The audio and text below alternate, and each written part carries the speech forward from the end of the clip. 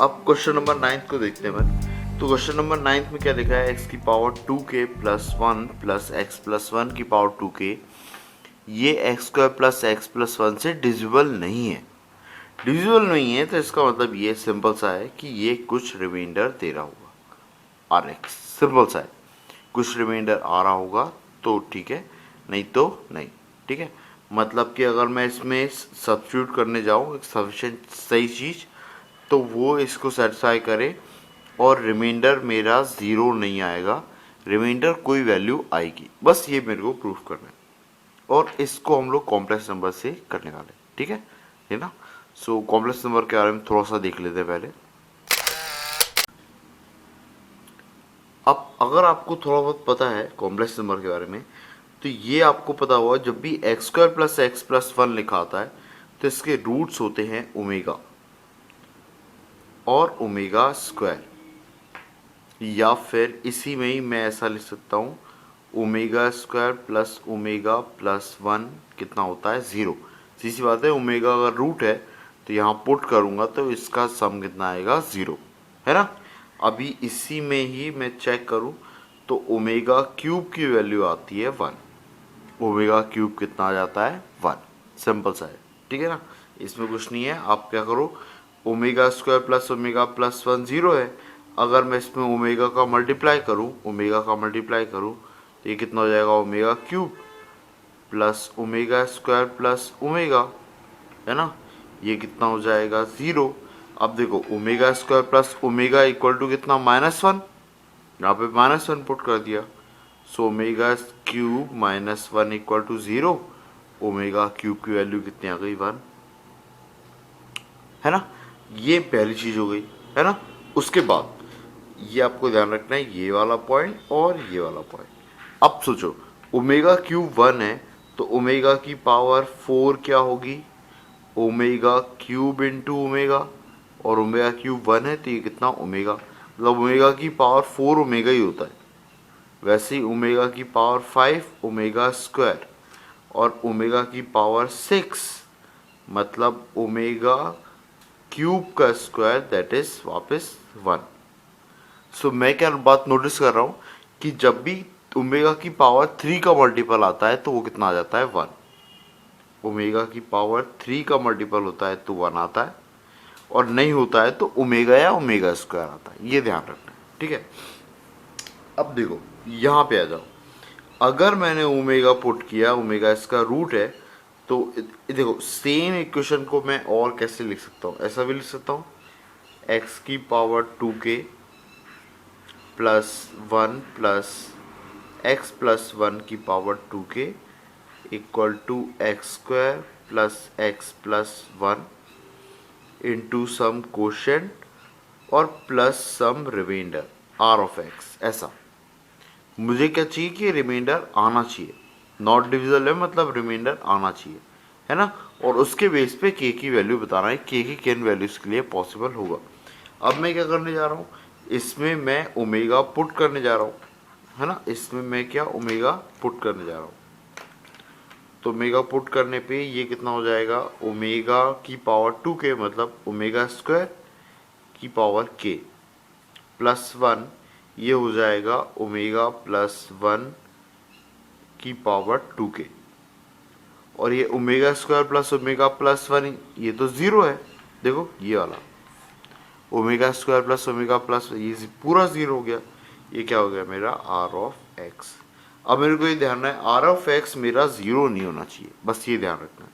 अभी omega plus 1 देखो, यहाँ से ओमेगा प्लस 1 कितना आ रहा है, माइनस ओमेगा स्क्वायर, यहाँ पे पुट कर दो, सो ये ओमेगा स्क्वायर, है ना, और की पावर के प्लस 1, ये कितना आ गया मेरा, माइनस ओमेगा स्क्वायर, और इसकी पावर 2k, ये होगा आर ऑफ एक्स। अब इसकी पावर इवन है तो ये प्लस हो जाएगा साइन, सो ये अल्टीमेट क्या हो गया, सही लिखा है ना, हाँ ये सही लिखा है।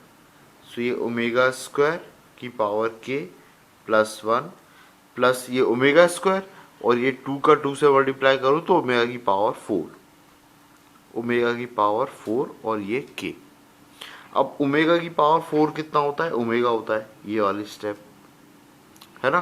सो ये ओमेगा हो जाएगा, ये कितना हो गया, ओमेगा स्क्वायर की पावर के और प्लस 1, और ये कितना, ओमेगा की पावर के। आप चाहो तो ये के को अंदर लिख लो और ये 2 को बाहर लिख लो, है ना। सो ऐसा लिख देता हूँ, के और बाहर 2 लिख लिया। आप ध्यान दो, अगर मैंने अभी बात की थी पावर अगर 3 की मल्टीपल में है तो ये क्या हो जाएगा भाई, ये 1 हो जाएगा, ये भी 1 हो जाएगा, तो 1 प्लस 1 प्लस 1 कितना हो जाएगा, 3। तो मेरा आर ऑफ एक्स की कोई वैल्यू आ जाएगी और जो मुझे कंडीशन चाहिए वो सेटिस्फाई हो जाएगी। तो अगर के 3 का मल्टीपल हुआ तो के इज मल्टीपल ऑफ 3 क्यू, ठीक है। अगर के मेरा 3 का मल्टीपल नहीं हुआ तो 3 क्यू प्लस 1 और 3 क्यू प्लस 2। अगर ऐसा हुआ तो डेफिनेटली ये क्या हो रहे होंगे, ये क्या हो रहे होंगे, मेरे 0 हो रहे होंगे। बहुत सिंपल सा, आप चाहो तो रख के देख लो, ठीक है। आप 3 क्यू प्लस 1 रखो के की वैल्यू, तो ये क्या हो जाएगा, ये कुछ इस तरीके से हो जाएगा, ओमेगा की पावर 3 क्यू और प्लस 1 का स्क्वायर प्लस 1 और ओमेगा की पावर 3 क्यू प्लस 1, ठीक है। अब इसको देखो, 2 को अंदर मल्टीप्लाई करूंगा, सो ये कितना जाएगा, 3 क्यू इंटू 2 6 क्यू, और ये आ जाएगा ओमेगा की पावर 6 क्यू और इंटू ओमेगा स्क्वायर प्लस 1 और ये ओमेगा की पावर 3 क्यू इंटू ओमेगा।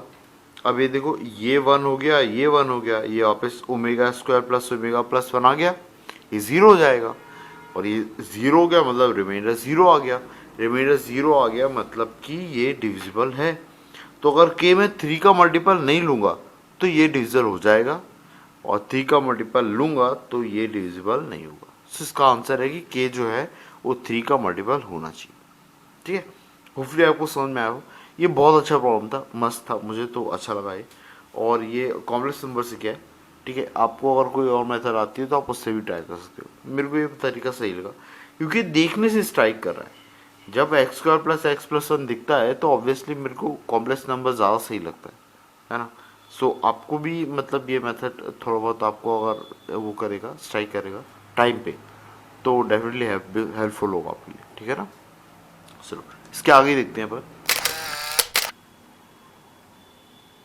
हाँ, सो ये मेरा अगला वाला 10वां वाला प्रॉब्लम।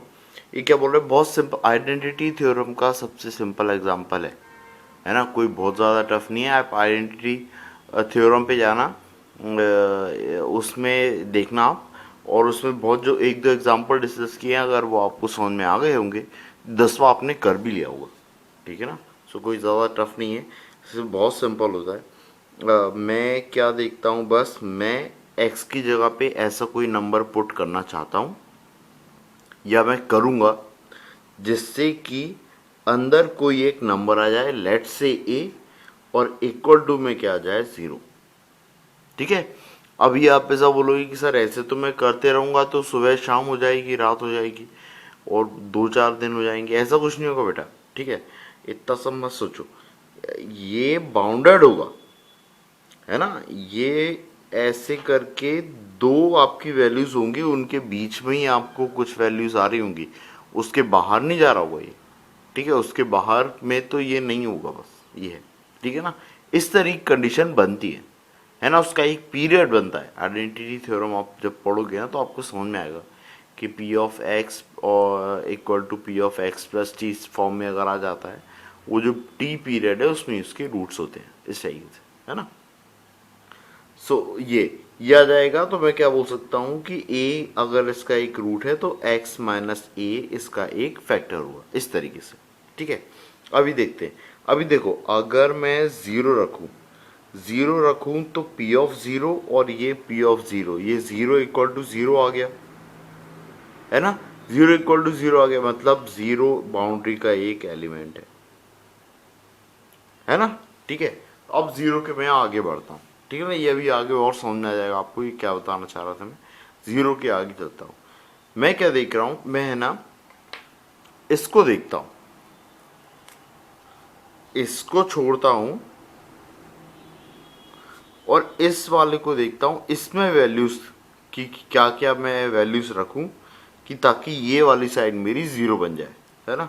सो देखो, मैं सबसे पहले क्या देख रहा हूँ, x इक्वल टू 1 रखूंगा ना, तो ये वाली साइड जीरो बन जाएगी, ठीक है। इसके अलावा देख लो क्वेश्चन में और कुछ तो नहीं लिखा है। आप देखो यहाँ पे 8 लिखा है, तो इससे कोई फर्क नहीं पड़ेगा, पर फिर भी ये 8 लिखा हुआ है यहाँ पे। सो x इक्वल टू आपने जैसे ही 1 रखा, ये हो रहा है 1 माइनस 8, ये हो रहा है p of 2 into 1 that is 2, और ये पूरा हो रहा है 0। सो अब देखो p ऑफ 2 इक्वल टू 0, मतलब कि x माइनस 2 क्या है, इसका एक फैक्टर, ठीक है। अब देखो, अगर p ऑफ 2 0 है तो देखो ये वाला भी 0 हो सकता है, ये वाला तो हो चुका है, ये वाला भी 0 हो सकता है। किस पे, x इक्वल टू 2 पे। तो अब x इक्वल टू 2 रखा, जैसे ही 2 रखा, 2 माइनस 8 p ऑफ 4, भाई 2 2 जा 4, तो ये अगेन ये क्या हो गया 0, ये क्या हो गया 0। So p of 4 equal to 0, p of 4 equal to 0 मतलब x माइनस 4 भी इसका एक रूट। अब p ऑफ 4 इक्वल टू 0 मतलब ये फिर से 0 हो सकता है, ये वाला नंबर किस पे, x की वैल्यू 4 पे। तो x की वैल्यू 4 पुट की तो 4 माइनस 8 और p ऑफ 8, है ना, 4 2 जा 8, 8, ये भी 0 हो गया। तो x माइनस 8, ये भी इसका फैक्टर होगा। अब आपको दिख रहा होगा 8 रखने पे भी 0 हो रहा है, लेकिन जैसे ही आप 8 रखोगे ना, x इक्वल टू 8 रखोगे, ये देखो 8 माइनस 8, ये भी 0 हो गया। सो इस साइड भी 0 हो गया और इस साइड भी 0 हो गया। तो देखो ये अपने जो दो बाउंडेड कंडीशन है ना, बाउंड्री कंडीशन, ये मेरे को मिल गई। तो 0 और 8 के बीच में इसके रूट्स इस टाइप से आ रहे हैं, इस साइज से, ठीक है, बीच में और 8 को इंक्लूडेड। सो ये 3 फैक्टर्स इसके होंगे, किसके, p ऑफ x के। सो मैं बोल सकता हूँ कि p ऑफ x एक क्यूबिक पॉलिनोमियल है, और एक ही पॉलिनोमियल, एक पॉलिनोमियल तो नहीं, x minus 2, x minus 4, x minus 8 polynomial होगी, क्यूबिक पॉलिनोमियल, और लीडिंग कोएफिशिएंट कुछ k मान लेता हूँ, है ना। सो k के अकॉर्डिंग ये वेरी हो सकती है, और भी आपकी हो सकती है कि k की वैल्यू चेंज होगी, पर मेनली आपका यही होगा, यही 3 फैक्टर आ रहे होंगे, x minus 2, x minus 4, x minus 8, जो इसको फॉलो करेंगे गिवन कंडीशन को, ठीक है। ये बिल्कुल बेसिक क्वेश्चन था, सिंपल सा, ठीक है। चलो इसके बाद और देखते हैं, ठीक है। ऐसे ही करते हैं इसको, यही प्रोसीजर इसका दिया हुआ है और आप ऐसे ही करते हैं इसको, ठीक है ना।